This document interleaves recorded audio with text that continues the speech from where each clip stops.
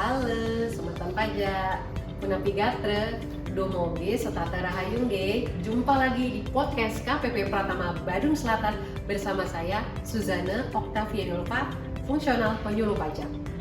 Bagaimana kabarnya hari ini? Semoga tetap dalam sehat dan tetap semangat ya. Kembali lagi di podcast kami yang akan membahas isu-isu hangat seputar dunia perpajakan. Nah, terkait PPh Pasal 21 diantaranya yang sedang hangat diperbincangkan di masyarakat adalah pajak atas THR makin besar. Bonus dan gaji dikenakan pajak semakin besar juga. Apakah berarti ada pemotongan pajak yang baru di tahun 2024 ini? Penasaran? Yuk kita simak ulasannya berikut ini.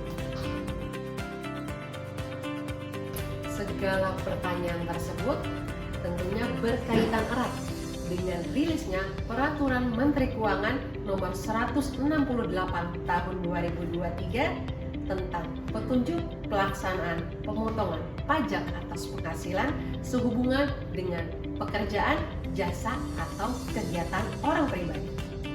Eits, ini bukan pajak baru ya semeton ya, namun ini hanya simplifikasi atau penyederhanaan atas penghitungan PPh Pasal 21. Rilisnya PMK 168 tahun 2023 ini memberikan 3 tujuan utama.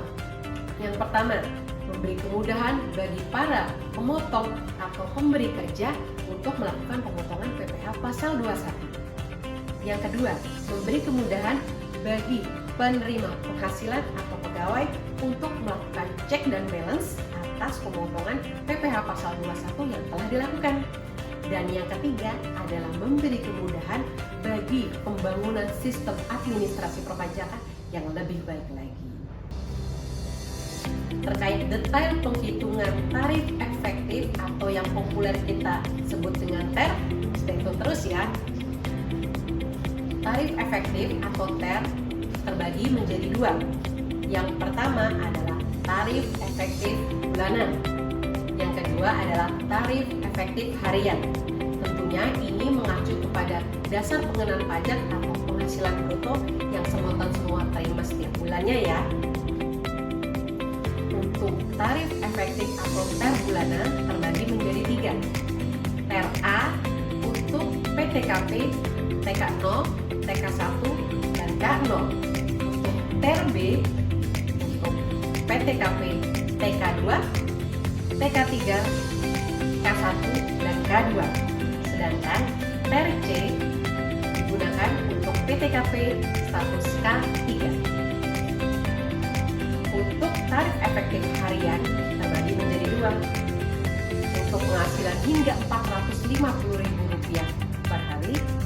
Yang kedua adalah untuk penghasilan di atas Rp450.000 sampai Rp2.500.000 per hari.